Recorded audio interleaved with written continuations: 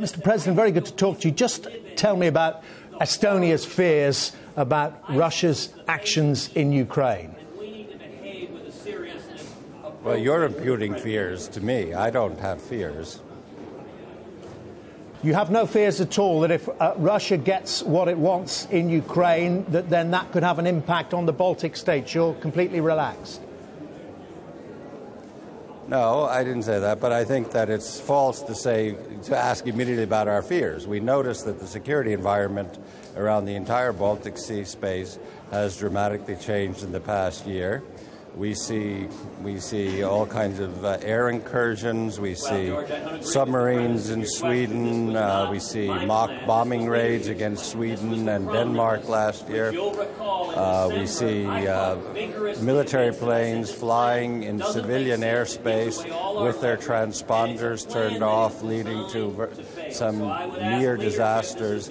So it's behavior. I mean, we don't have to jump right ahead to being afraid of being invaded. That's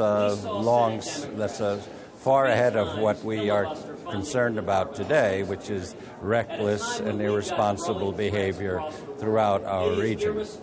So given that, Mr. President, how important is it that a continuing firm line and perhaps a firmer line be taken in Ukraine?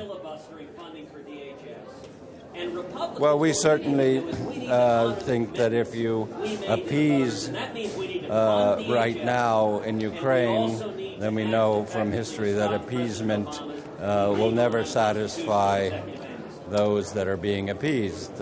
Munich 38, I think, should be a lesson to all of us even today. But of course, Estonia and others has the comfort. Is it a comfort of being part of NATO? An attack on one country is an attack on them all.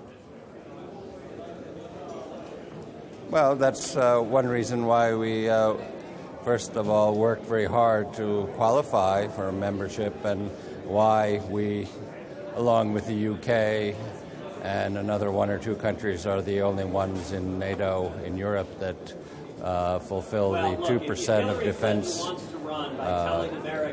defense expenditure.